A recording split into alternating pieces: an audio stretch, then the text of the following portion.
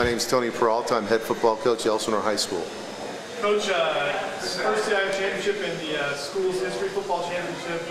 What does it mean to you and to the school and the community?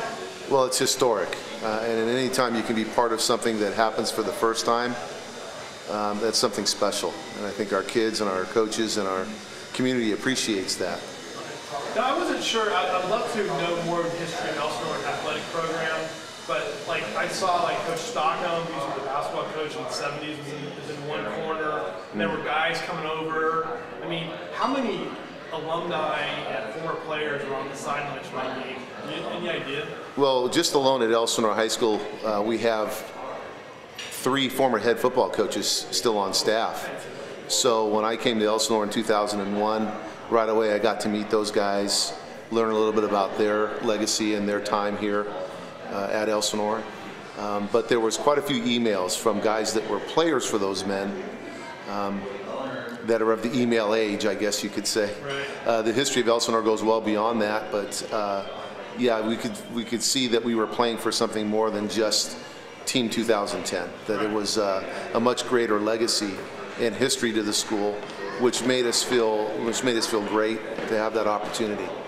Where did you guys feel like the moment came where you shook off the heritage loss later in the season and really made that run? Where did you feel?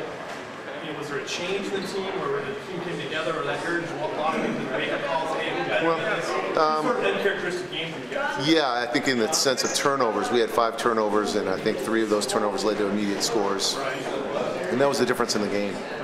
But give Heritage their due and their credit. They were a fantastic ball club this year.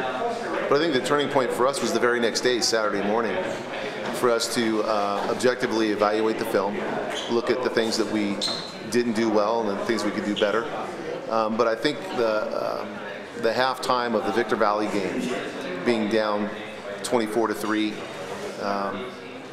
didn't look real good for us, and certainly for the kids to respond in the way they did and to score 41 points in the second half.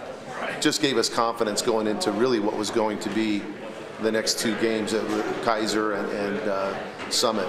Some big challenges that, if we don't go into those games with some confidence, I don't know if our kids can pull it out. Right.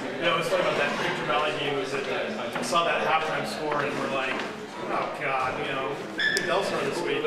And jinxed them somehow. They're doing the show and Dave Zink says, no, I can feel it, man. I can feel it. They're going to come back. That team's too gritty not to come back. Well, we've been a second half team all year long. I think it's kind of indicative of our offense. Right. Defensively, I think that was the most points we've given up, almost in 4 quarters outside of Heritage. And certainly for us offensively, usually to figure out how teams want to defend us, and we're not a fast score, quick score offense, but usually we're a second half team. We make some adjustments and we respond. In the Tyler game, that when you guys got the score after the punt mistake, right, ran off the ball, right, all of a sudden the lights went on in everybody's eyes, and then the intensity went up like 110%. I don't know if it's just me noticing that, but I mean, it just seemed like you guys played at a whole different level. Well, I think in any game, when you get a break and you can capitalize off it, you get momentum, and the fact that we were at home in that game certainly helped a lot.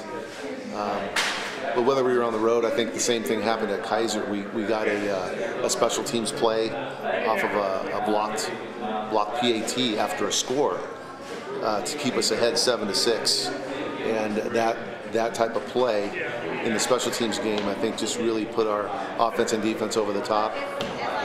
But in that game, you're right. I think the fact that we could get back in the game quickly, if it was going to get into a shootout, then we weren't going to win that ball game. And the fact that we were able to hold them to 7 points for the remainder of the game was not something we predicted would happen. Going into the game, our D coordinator felt like we had to score 4 to 5 touchdowns to win it.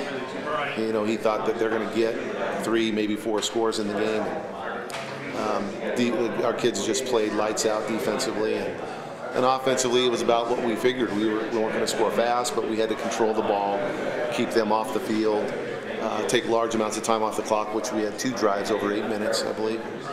And so the game, it just kind of fell into place for us from that point on. And I think they only had 2 offensive possessions in the second half, which, just fell into our favor. And so, Bum crushing drive, it was like 8 minutes long. Right, Really yeah. Big difference there. Yes, exactly. It was an inspiring game, that's for sure. Yes, and to get, there were a couple 4th down conversions we got that I think obviously are for us positive, but for them deflating.